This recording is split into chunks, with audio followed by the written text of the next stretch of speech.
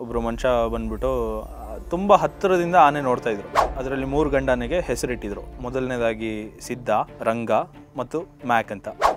ಕಾಲೆಲ್ಲ ಡ್ಯಾಮೇಜ್ ಆಗಿರುತ್ತೆ. ಇಂಡಿಯನ್ ಆರ್ಮಿಯವರೆಲ್ಲ ಬಂದು ಅವನಿಗೆ ರ್ಯಾಂಪ್ ಎಲ್ಲ ಹಾಕಿ ಸಪೋರ್ಟಿಂಗ್ ಇದೆಲ್ಲ ಮಾಡಿ. ರಂಗಂಗೆ ಇನ್ನೊಂದು ಹೆಸರು ಏನಂದರೆ ರೌಡಿ ರಂಗ ಅಂತ. ಆದರೆ ಸಿದ್ಧ ಏನು ಮಾಡ್ತಿದ್ದ, ಈ ಬೇರೆ 3 ಹೆಣ್ಣಾನೆ ಜೊತೆ ಮೇಟ್ ಮಾಡಿಬಿಟ್ಟು ಅದ್ರ ಮೇಟಿಂಗ್ ಎಲ್ಲ ಆದಮೇಲೆ ತುಮಕೂರಿಗೆ ಬರೋನು. ಸೊ ಇವರಿಬ್ಬರಿಗೆ ಟೆನ್ಷನ್ನು. ರಾತ್ರೋರಾತ್ರಿ ಸಿದ್ಧ ನಮ್ಮ ಜೊತೆಯಲ್ಲಿದ್ದ, ಬೇರೆ ಆನೆಗಳು ನಮ್ಮ ಜೊತೆಯಲ್ಲಿದ್ವು. ಆ ಮನುಷ್ಯನ ತುಳಿದ್ಬಿಟ್ಟು ಅವ್ನ ಮೇಲ್ಗಡೆ ಡ್ಯಾನ್ಸ್ ಮಾಡೋ ಥರ ಆಡ್ತಾ ಇರ್ತಾನೆ. ಫುಲ್ ನೆಲಕ್ಕೆಲ್ಲ ಹೊಸ್ಕಾಕಿ ಎತ್ತಾಕಿ ಎಲ್ಲ. ಯಾವುದೋ ಇದರಲ್ಲಿ ರಸ್ತೆಗೆ ಬಂದಾಗ ಒಂದು ಪ್ರೈವೇಟ್ ಬಸ್ ಬಂದು ಅವನಿಗೆ ಡಿಕ್ಕಿ ಹೊಡೆದು ಅವ್ನು ಸತ್ತೋಗ್ತಾನೆ. ಸೊ ಈ ಕಾರಿಡಾರ್ನ ಅದು ಯೂಸ್ ಮಾಡೋಕ್ಕಾಗ್ತಾ ಇಲ್ಲ. ಅದಕ್ಕೋಸ್ಕರ ಆನೆಗಳು ತುಂಬ ರೋಷದಿಂದ ಎಲ್ಲ ಜನರನ್ನು ಸಾಯಿಸೋದು, ಆಟ ಸಿಕ್ಕಿದ್ನ ತುಳಿಯೋದು, ಕ್ರಾಪ್ ರೈಡ್ ಮಾಡೋದು.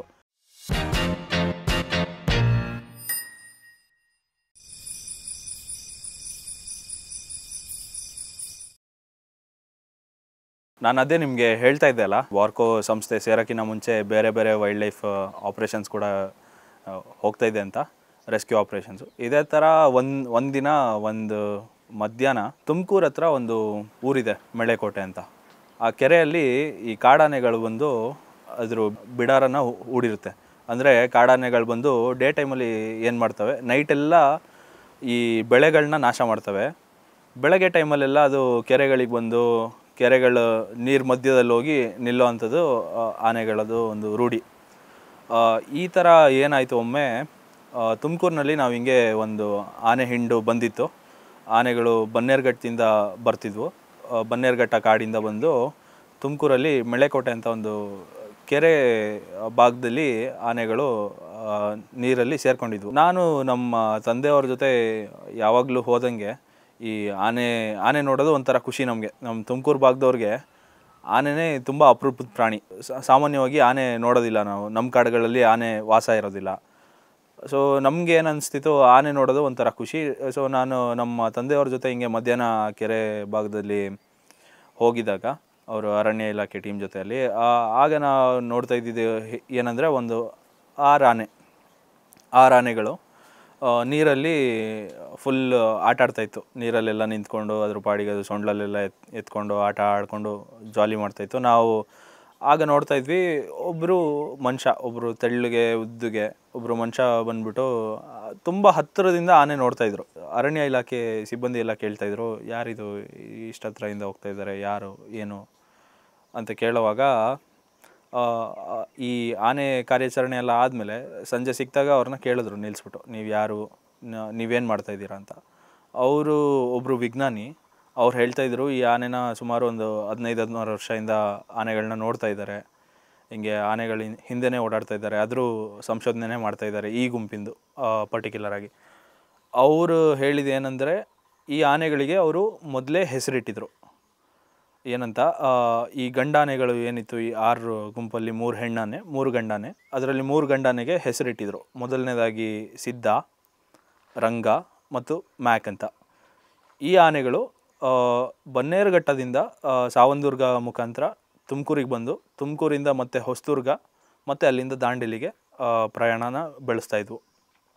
ಆದರೆ ಈ ಆನೆಗಳಲ್ಲಿ ಇಂಟ್ರೆಸ್ಟಿಂಗ್ ಸ್ಟೋರಿ ಅನಿಸಿದ್ದು ಏನಂದರೆ, 3 ಗಂಡಾನೆ ಇತ್ತಲ್ಲ, ಅದರಲ್ಲಿ ಸಿದ್ಧ ಅಂತ ಅವನು, ನಿಮಗೆಲ್ಲ ಗೊತ್ತಿರಂಗೆ, ಸಿದ್ಧ 2017 ಅಥವಾ 16ರಲ್ಲೋ ರಾಮನಗರದಲ್ಲಿ ಒಂದು ನೀರಿಂದು ಕೆನಲಿಗೆ ಬಿದ್ದು ಸಾಯ್ತಾನೆ. ಅವನ ಕಾಲೆಲ್ಲ ಗಾಯ ಆಗಿರುತ್ತೆ, ಕಾಲೆಲ್ಲ ಡ್ಯಾಮೇಜ್ ಆಗಿರುತ್ತೆ. ಇಂಡಿಯನ್ ಆರ್ಮಿಯವರೆಲ್ಲ ಬಂದು ಅವನಿಗೆ ರ್ಯಾಂಪ್ ಎಲ್ಲ ಹಾಕಿ ಸಪೋರ್ಟಿಂಗ್ ಇದೆಲ್ಲ ಮಾಡಿ ಆನೆನ ಉಳ್ಸೋಕ್ಕೆ ಟ್ರೈ ಮಾಡ್ತಾರೆ. ಆದರೆ ಅವನ ಕಾಲಲ್ಲಾಗಿದ್ದಂಥ ಗಾಯ ತುಂಬ ಜಾಸ್ತಿ ಆಗಿದ್ದರಿಂದ ಅವನು ಸತ್ತೋಗ್ತಾನೆ. ಈ ಆನೆ ತುಂಬ ಚಾಲಾಕಿ ಆನೆ.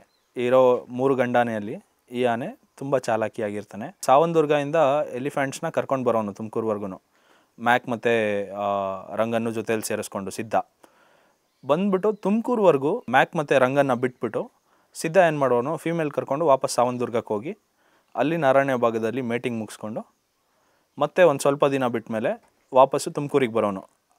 ಇದರಲ್ಲಿ ಈ ಮ್ಯಾಕ್ ಮತ್ತು ರಂಗ ಏನಿದ್ರು, ರಂಗಂಗೆ ಇನ್ನೊಂದು ಹೆಸರು ಏನಂದರೆ ರೌಡಿ ರಂಗ ಅಂತ. ಅವನು ತುಂಬ ರೋಗ್ ಎಲಿಫೆಂಟ್. ಅವನು ತುಂಬ ರೋಗಿದ್ದ. ಅಂದರೆ ಏನು ಸಿಕ್ಕುತ್ತೆ ಅದಕ್ಕೆಲ್ಲ ಚಾರ್ಜ್ ಮಾಡೋದು, ಅಡ್ಡ ಸಿಕ್ಕಿದ ಜನಕ್ಕೆ ಹೊಡಿಯೋದು, ಅಥವಾ ಏನಾದರೂ ಒಂದು ಸ್ಟಾರ್ಟರ್ ಬಾಕ್ಸ್ ಏನಾದ್ರು ಸೌಂಡ್ ಆಗ್ತಾಯಿದ್ರೆ ಸ್ಟಾರ್ಟರ್ ಬಾಕ್ಸ್ನ ಹೋಗಿ ಊಡ್ಸೋದು, ಈ ಥರ ಎಲ್ಲ ಮಾಡ್ತಿದ್ದ ರಂಗ. ಸೊ ಇವರಿಬ್ಬರಿಗೆ ಟೆನ್ಷನ್ನು, ರಾತ್ರೋರಾತ್ರಿ ಸಿದ್ಧ ನಮ್ಮ ಜೊತೆಯಲ್ಲಿದ್ದ, ಬೇರೆ ಆನೆಗಳು ನಮ್ಮ ಜೊತೆಯಲ್ಲಿದ್ವು, ವಾಪಸ್ ಹೊರಟೋದ್ವು ಅಂತ ಟೆನ್ಷನ್ನು.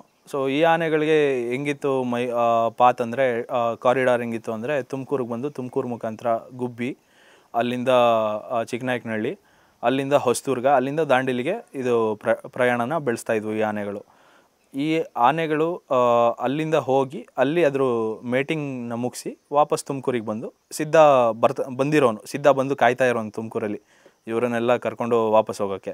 ಆದರೆ ಸಿದ್ಧ ಏನು ಮಾಡ್ತಿದ್ದ, ಈ ಬೇರೆ 3 ಹೆಣ್ಣಾನೆ ಜೊತೆ ಮೇಟ್ ಮಾಡಿಬಿಟ್ಟು ಅದ್ರ ಮೇಟಿಂಗ್ ಎಲ್ಲ ಆದಮೇಲೆ ತುಮಕೂರಿಗೆ ಬರೋನು. ಅಷ್ಟರಲ್ಲಿ ಈ ಸಿದ್ಧ ರಂಗ ಮತ್ತು ಮ್ಯಾಕ್ ಏನು ಮಾಡೋರು, ದಾರಿಯಲ್ಲಿ ಸಿಕ್ಕಿದವರು ಎಲ್ಲರನ್ನೂ ತುಳಿದಿರೋನು. ಆಲ್ಮೋಸ್ಟ್ ಈ ಆನೆಗಳಿಂದ ಸತ್ತಿರೋರು ಬರೀ ಕಿವುಡ್ರು ಅಥವಾ ಮೂಗರು. ಈ ಥರ ಒಂದು ಎಕ್ಸಾಂಪಲ್ ಹೇಳೋದಾದರೆ, ಮಲ್ಸಂದ್ರ ಅಂತ ಒಂದು ಕೆರೆ ಇದೆ. ಆ ಕೆರೆ ಏರಿ ಮೇಲೆ ನಿಂತ್ಕೊಂಡು ಎಲಿಫೆಂಟ್ ಡ್ರೈವ್ ಮಾಡುವಾಗ ಫಾರೆಸ್ಟ್ ಡಿಪಾರ್ಟ್ಮೆಂಟ್ ಸ್ಟಾಫು ನೋಡ್ತಾ ಇರ್ತಾರೆ. ಕೆರೆ ಒಳಗಡೆ ಒಬ್ಬ ಮನುಷ್ಯ ಅದು ಮಣ್ಣೆಲ್ಲ ಏನೋ ಕಲೆಕ್ಟ್ ಮಾಡ್ತಾ ಇರ್ತಾನೆ, ಕೆರೆ ಹತ್ರ ಏನೋ ಕೆಲಸ ಮಾಡ್ತಾ ಇರ್ತಾನೆ. ಅವನಿಗೆ ಮೇಲ್ಗಡೆಯಿಂದ ಮೈಕಲ್ಲಿ ಅನೌನ್ಸ್ಮೆಂಟ್ ಮಾಡಿದ್ರು ಅವನಿಗೆ ಕೇಳಿಸೋದಿಲ್ಲ. ಅವನು ಏನು ಕೂಗಿದ್ರು ಏನೂ ಕೇಳಿಸೋದಿಲ್ಲ. ಅಲ್ಲಿ ದಾರಿ ಹೋಗ್ರಿಗೆ ಇವ್ರು ಕೇಳ್ತಾರೆ, ಯಾಕಪ್ಪ ಅವ್ನಿಗೇನು ಕೇಳಿಸಲ್ವಾ ಸರ್, ಅವ್ನು ಕಿವಿಡ ಸರ್ ಅಂತ. ಆಗ ನೋಡ್ತಾರೆ, ಕ್ಷಣ ಮಾತ್ರದಲ್ಲಿ ಈ ಏನು ರಂಗ ಇರ್ತಾನೆ, ರಂಗ ಆ ಮನುಷ್ಯನ ತುಳಿದ್ಬಿಟ್ಟು ಅವ್ನ ಮೇಲ್ಗಡೆ ಡ್ಯಾನ್ಸ್ ಮಾಡೋ ಥರ ಆಡ್ತಾಯಿರ್ತಾನೆ. ಫುಲ್ ನೆಲಕ್ಕೆಲ್ಲ ಒಸ್ಕಾಕಿ ಎತ್ತಾಕಿ ಎಲ್ಲ ಈ ಥರ ಎಲ್ಲ ಮಾಡ್ತಾಯಿರ್ತಾನೆ. ಆದರೆ ನಮಗೆಲ್ಲ ಏನೂ ಗೊತ್ತಿರಲಿಲ್ಲ ಈ ಆನೆಗಳ ಬಗ್ಗೆ. ಈ ಆನೆಗಳು ತುಮಕೂರಿಗೆ ಯಾಕೆ ಬರ್ತಿದ್ವು, ಪರ್ಟಿಕ್ಯುಲರಾಗಿ ತುಮಕೂರಿಗೆ ಯಾಕೆ ಬರ್ತಿದ್ವು, ತುಮಕೂರಿಂದನೇ ಯಾಕೆ ಹೋಗಬೇಕಿತ್ತು, ಬೇರೆ ಕಡೆ ಯಾಕೆ ಹೋಗ್ತಾ ಇರಲಿಲ್ಲ. ನಾವೆಲ್ಲ ಇಲ್ಲಿ ತಿಳ್ಕೊಬೇಕಾಗಿರೋದು ಏನು ಅಂದರೆ, ಈ ಆನೆಗಳಿಗೆ ಒಂದು ಅದರದ್ದೇ ಆದಂಥ ಒಂದು ಕಾರಿಡಾರ್ ಅಂತ ಇರುತ್ತೆ. ಅಂದರೆ ಈ ಆನೆಗಳು ಇದೇ ದಾರಿಯಲ್ಲಿ ಅದ್ರ ಹಿಂದಿನ ಏನು ದೊಡ್ಡ ಆನೆಗಳಿರ್ತವೆ, ಅಂದರೆ ಅದಕ್ಕಿಂತ ದೊಡ್ಡ ಆನೆಗಳು ಅಥವಾ ತಾಯಿ ಆನೆ ಇದು ಈ ಮಾರ್ಗನ ಸೆಲೆಕ್ಟ್ ಮಾಡಿ ಹೇಳ್ಕೊಟ್ಟಿರುತ್ತೆ, ಇದೇ ದಾರಿಯಲ್ಲಿ ಹೋಗಬೇಕು, ಇದೇ ದಾರಿಯಲ್ಲಿ ಬರಬೇಕು ಅಂತ. ಆದರೆ ನಾವು ಇವಾಗ ನೋಡ್ತಾ ಇರೋ ಬೇಜಾರಿನ ಸಂಗತಿ ಏನಂದರೆ, ಆ ಜಾಗದಲ್ಲೆಲ್ಲ ಹೊಲಗಳಾಗಿದೆ. ಮುಂಚೆ ಕಾಡಿದ್ದಂಥ ಜಾಗಗಳಲ್ಲಿ ಹೊಲ ಆಗಿದೆ, ಈಗ ಮನೆಗಳು ಕಟ್ಟಿದ್ದಾರೆ, ಸಿಟಿಗಳು ಬೆಳೆದಿದೆ. ಈ ಥರ ಎಲ್ಲ ಆದಾಗ ಆನೆಗಳಿಗೆ ತಬ್ಬಿಬ್ಬಾಗುತ್ತೆ, ಎಲ್ಲಿ ಹೋಗಬೇಕು, ನಾವು ಏನು ಮಾಡಬೇಕು ಅಂತ. ಈ ಒಂದು ಮೈಗ್ರೇಟರಿ ಪಾತ್ನೇ ಈಗ ಮುಚ್ಚೋಗಿದೆ. ಸೊ ಈ ಕಾರಿಡಾರ್ನ ಅದು ಯೂಸ್ ಮಾಡೋಕ್ಕಾಗ್ತಾ ಇಲ್ಲ. ಅದಕ್ಕೋಸ್ಕರ ಆನೆಗಳು ತುಂಬ ರೋಷದಿಂದ ಎಲ್ಲ ಜನರನ್ನು ಸಾಯಿಸೋದು, ಅಡ್ಡ ಸಿಕ್ಕಿದ್ನ ತುಳಿಯೋದು, ಕ್ರಾಪ್ ರೈಡ್ ಮಾಡೋದು, ಇದೆಲ್ಲ ಜನಕ್ಕೆ ಅರ್ಥ ಆಗೋದಿಲ್ಲ, ಜನಕ್ಕೆ ಗೊತ್ತಿರೋದಿಲ್ಲ ಆ್ಯಕ್ಚುಲಿ. ಈ ಥರ ಆನೆಗಳು ಅದ್ರ ದಾರಿ ಇತ್ತು ಮುಂಚೆ ಇಲ್ಲಿ, ಅದಕ್ಕಾಗಿ ಆನೆಗಳು ಈ ದಾರಿಯಲ್ಲಿ ಬರ್ತಾಯಿದೆ ಅಂತ. ಈಗ ಎಕ್ಸಾಂಪಲ್ ಕೊಡಬೇಕಂದ್ರೆ, ಆನೆಗಳು ತುಮಕೂರಿಗೆ ಬರ್ತಿದ್ವು, ಆದರೆ ನಮ್ಮ ತುಮಕೂರಿನಲ್ಲಿ ದೇವರಾಯನ ದುರ್ಗ ಅಂತ ಒಂದು ಅರಣ್ಯ ಭಾಗ ಇದೆ. ಯಾವತ್ತಿಗೂ ಆ ಅರಣ್ಯ ಭಾಗಕ್ಕೆ ಆನೆಗಳು ಬಂದಿಲ್ಲ. ಯಾಕಪ್ಪ ಅಂತಂದರೆ, ಆ ಆನೆಗಳು ಅದ್ರ ಆನೆಗಳ ಆ್ಯನ್ಸೆಸ್ಟರ್ಸ್ ಅಂತ ಏನಿರ್ತಾರೆ, ಆ ಆನೆಗಳು ಈ ಮಾರ್ಗನ ಅದಕ್ಕೆ ತೋರಿಸಿರೋದಿಲ್ಲ. ಅದಕ್ಕಾಗಿ ಅದು ಬಂದು ಇಲ್ಲೂ ಕಾಡಿತ್ತು, ಅಲ್ಲೂ ಕಾಡಿತ್ತು. ಆ ಮಾರ್ಗವಾಗಿ ಅದು ದಾಂಡೇಲಿಗೆ ತೆರಳಿ ಅಲ್ಲಿ ಅದ್ರ ಮೇಟಿಂಗ್ ಮುಗಿಸ್ಬಿಟ್ಟು ವಾಪಸ್ ಅಲ್ಲಿಂದ ಇಲ್ಲಿಗೆ ಬರೋದು. ಸುಮಾರು ವರ್ಷ ಆದಮೇಲೆ ಈಗ ಜನಗಳಿಗೆ ಆಗ್ತಾ ಇದ್ದಿದ್ದು ಅನ್ಯಾಯ ಮತ್ತು ಜನಗಳಿಗೆ ಆಗ್ತಿದ್ದಿದ್ದು ನೋವನ್ನ ತಡೆಯೋಕ್ಕೆ ಅರಣ್ಯ ಇಲಾಖೆಯವ್ರು ಏನು ಮಾಡ್ತಾರೆ, ಎಲಿಫೆಂಟ್ ಕ್ಯಾಪ್ಚರ್ ಆಪ್ರೇಷನ್ನ ಮಾಡ್ತಾರೆ. ನಮ್ಮಲ್ಲಿ ಸಾಕಾನೆಗಳನ್ನ ಬಳಸ್ಕೊಂಡು ಈ ಕಾಡಾನೆಗಳನ್ನ ಕಾಡಿಗೆ ತೆರಳಿಸೋದು, ಅಥವಾ ಅದನ್ನು ಹಿಡಿದ್ಬಿಟ್ಟು ತೊಗೊಂಡೋಗಿ ಬೇರೆ ಕಡೆ ಬಿಡೋದು, ಅಥವಾ ಟ್ರೈನಿಂಗ್ ಕ್ಯಾಂಪಿಗೆ ಹಾಕೋದು, ಈ ಥರ ಎಲ್ಲ ಕಾರ್ಯಾಚರಣೆ ಸ್ಟಾರ್ಟ್ ಮಾಡ್ತಾರೆ. ಈ ಕಾರ್ಯಾಚರಣೆ ಸ್ಟಾರ್ಟ್ ಮಾಡಿದಾಗ ನಮ್ಮಲ್ಲಿ ಹಿಡಿದಿದ್ದು ಒಂದು ಆನೆ, ರೌಡಿ ರಂಗ ಅಂತ. ಆ ಆನೆ ತುಮಕೂರಿನ ಭಾಗನ ಯಾವಾಗಲೂ ವಿಸಿಟ್ ಮಾಡ್ತಾ ಇದ್ದಿದ್ದಂಥ ಆನೆ ಅದು. ಅದನ್ನು ಹಿಡಿದ್ಬಿಟ್ಟು ತೊಗೊಂಡೋಗಿ ಅದನ್ನು ಕ್ರಾಲ್ಗೆ ಹಾಕಿ, ಅಲ್ಲಿ ಕ್ರಾಲ್ ಅಂದರೆ ನಿಮಗೆಲ್ಲ ಗೊತ್ತಿರಬೇಕು, ಅದು ಆನೆಗಳನ್ನ ಪಳಗ್ಸೋಕ್ಕೆ ಯೂಸ್ ಮಾಡೋಂಥ ಒಂದು ಜಾಗ. ಮರದ ದಿಮ್ಮಿಗಳಿರುತ್ತೆ ಆ ಕಡೆ ಈ ಕಡೆ, ಅದಕ್ಕೆ ಆಹಾರ ಕೊಡೋಲ್ಲ, ತುಂಬ ದಿನ ಇದು ಮಾಡ್ತಾರೆ. ಆಮೇಲೆ ಒಬ್ಬ ಮಾವುತ ಅದನ್ನು ಪಳಗಿಸ್ಕೊಳ್ತಾನೆ, ಅವನಿಗೆ ಅಭ್ಯಾಸ ಮಾಡ್ಕೊಳ್ತಾನೆ ಆ ಆನೆನ. ಅಂದರೆ ಆ ಆನೆನ ಅವ್ರ ಮಾತು ಕೇಳಂಗೆ ಮಾಡ್ತಾರೆ. ಅದೇ ಥರ ರೌಡಿ ರಂಗನ ಹಿಡಿದ್ಬಿಟ್ಟು ಮಡಿಕೇರಿಯಲ್ಲಿ ಒಂದು ಕ್ಯಾಂಪ್ನಲ್ಲಿ ಹಾಕಿರ್ತಾರೆ. ಆದರೆ ಅವನು ದುರದೃಷ್ಟವಶಾತ್ ಅವನೇನಾಗುತ್ತೆ, ಒಂದಿನ ರಾತ್ರಿ ಅವನು ರಸ್ತೆ ಬದಿಯಲ್ಲಿ ಅವನ್ನ ಕಟ್ಟಿರ್ತಾರೆ, ಮೇನ್ ರೋಡ್ ಬದಿಯಲ್ಲಿ ಒಂದು ಮರಕ್ಕೆ ಹಾಕಿರ್ತಾರೆ ಚೈನ್ ಹಾಕ್ಬಿಟ್ಟು. ಅವನು ಯಾವುದೋ ಇದರಲ್ಲಿ ರಸ್ತೆಗೆ ಬಂದಾಗ ಒಂದು ಪ್ರೈವೇಟ್ ಬಸ್ ಬಂದು ಅವನಿಗೆ ಡಿಕ್ಕಿ ಹೊಡೆದು ಅವ್ನು ಸತ್ತೋಗ್ತಾನೆ. ಅವನು ಸತ್ತಾದಮೇಲೆ ಈ ಥರ ಯಾವುದೇ ಆನೆಗಳು ತುಮಕೂರಿಗೆ ಬರೋದನ್ನ ನಿಲ್ಲಿಸ್ಬಿಟ್ಟಿದ್ದಾವೆ. ಯಾವುದೇ ಆನೆ ಕೂಡ ಬರ್ತಾಯಿಲ್ಲ. ಉಳಿದಿರೋ ಆನೆಗಳು ಕೆಲವಷ್ಟು ಬನ್ನೇರುಘಟ್ಟಕ್ಕೆ ಹೋದ್ವು, ಕೆಲವಷ್ಟು ಬೇರೆ ಬೇರೆ ಗ್ರೂಪ್ನ ಜಾಯ್ನ್ ಆದವು. ಅದೇ ಥರ ಬೇರೆ ಆನೆಗಳು ಯಾವತ್ತೂ ತುಮಕೂರು ಜಿಲ್ಲೆಗೆ ಬರೋದನ್ನ ನಿಲ್ಲಿಸ್ಬಿಡ್ತು. ನಮಗೆ ಎಷ್ಟೋ ಜನಕ್ಕೆ ಗೊತ್ತೇ ಇರಲಿಲ್ಲ ತುಮಕೂರಿಗೆ ಯಾಕೆ ಆನೆ ಬರುತ್ತೆ, ಯಾಕೆ ಅಂದರೆ ಕೆಲವು ಜನ ಅಂದ್ಕೊಳ್ತಿದ್ರು ಅಲ್ಲೆಲ್ಲಿಂದ ನಾವು ಡಿಸ್ಟರ್ಬ್ ಮಾಡಿ ಇಲ್ಲಿ ಓಡಿಸ್ತಾರೆ, ಇಲ್ಲಿಗೆ ಬರ್ತಿದ್ವು ಅಂತ. ಆದರೆ ಅದು ಕಾರಣ ಅಲ್ಲ. ಅದು ಬರ್ತಾ ಇದ್ದಿದ್ದು ಏನಕ್ಕೆ ಅಂದರೆ ಅದರದ್ದು ಒಂದು ಕಾರಿಡಾರ್ ಇತ್ತು, ಅದರದ್ದು ಒಂದು ದಾರಿ ಇತ್ತು, ಅದು ಹೋಗ್ತಿದ್ದಿದ್ದು ಹಳೆ ದಾರಿ ಇತ್ತು. ಅದನ್ನೇ ನೆನಪಲ್ಲಿ ಇಟ್ಕೊಂಡು ಈ ಆನೆಗಳು ಈ ಮಾರ್ಗವಾಗಿ ಬರ್ತಿದ್ವು, ಇದೇ ಮಾರ್ಗವಾಗಿ ಹೋಗ್ತಿದ್ವು. ಯಾವತ್ತು ಜನ ಅಲ್ಲಿ ಆನೆಗಳಿಗೆ ತೊಂದರೆ ಕೊಟ್ಟಿಲ್ಲ ಅಂದಿದ್ರೆ ಆನೆಗಳು ಯಾರಿಗೂ ತೊಂದರೆ ಮಾಡ್ತಾ ಇರಲಿಲ್ಲ. ಅದ್ರ ಪಾಡಿಗದು ರಾತ್ರೋರಾತ್ರಿ ಆನೆಗಳು ಬಂದಿದೆ ಅಂತಲೂ ಗೊತ್ತಾಗ್ತಾ ಇರಲಿಲ್ಲ. ಜನಕ್ಕೆ ಯಾವಾಗ ಆನೆ ಬಂದಿದೆ ಅಂತ ಗೊತ್ತಾಗ್ತಿತ್ತು ಅಂದರೆ ಅವ್ರ ಬೆಳೆ ನಾಶ ಆದಾಗ ಅಥವಾ ಜೀವಹಾನಿ ಆದಾಗ ಅವಾಗ ಮಾತ್ರ ಗೊತ್ತಾಗ್ತಾಯಿತ್ತು. ಎಷ್ಟೋ ಸಾರಿ ಆನೆಗಳು ಬಂದು ಹೋಗಿರೋ ಕುರುಹೂ ಸಿಗ್ತಾ ಇರಲಿಲ್ಲ, ಹಂಗೆ ಹೊರಟೋಗಿರ್ತಿದ್ವು. ಸೊ ಎಲ್ಲ ಪ್ರಾಣಿಗಳಿಗೂ ಅದರದ್ದೇ ಆದಂಥ ಒಂದು ಆವಾಸ ಸ್ಥಾನ ಇರುತ್ತೆ, ಅದರದ್ದೇ ಆದಂಥ ಒಂದು ದಾರಿಗಳಿರುತ್ತೆ.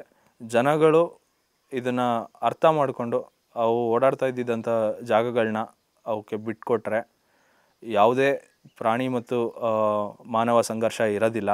ಜನಗಳೇನು ಮಾಡೋರು, ಆನೆ ಬರ್ತಿದ್ದಂಗೆ ಗಾಬರಿ ಮಾಡೋದು, ಪಟಾಕಿ ಹಚ್ಚೋದು, ಕಲ್ಲು ತೊಗೊಂಡು ಹೊಡಿಯೋದು ಅಥವಾ ಇನ್ನು ಮತ್ತೊಂದು ಮಾಡೋದು, ಈ ಥರ ಎಲ್ಲ ಮಾಡಿದಾಗ ಅದ್ರ ದಾರಿ ಅದಕ್ಕೆ ಗೊತ್ತಾಗಲ್ಲ, ತಬ್ಬಿಬ್ಬಾಗ್ಬಿಡುತ್ತೆ ಆನೆಗಳಿಗೆ. ಹಂಗಾಗಿ ಆನೆಗಳು ಅಟ್ಯಾಕ್ ಮಾಡೋ ಚಾನ್ಸಸ್ಸು ತುಂಬ ಇರುತ್ತೆ. ಸೊ ಈ ಥರ ಎಲ್ಲ ಅವಾಯ್ಡ್ ಮಾಡಿ ಜನಗಳು ಇದನ್ನೆಲ್ಲ ಒಂದು ಅಂದರೆ ಆನೆಗಳೇ ಆಗಿರಲಿ ಅಥವಾ ಯಾವುದೇ ಪ್ರಾಣಿಗಳಾಗಿರಲಿ ಅದ್ರ ದಾರಿಗೆ ತನ್ನಷ್ಟಕ್ಕೆ ತಾನು ಓಡಾಡಂಗೆ ಬಿಟ್ಟರೆ ಮನುಷ್ಯನಿಗೆ ಯಾವುದೇ ತೊಂದರೆ ಮಾಡೋದಿಲ್ಲ.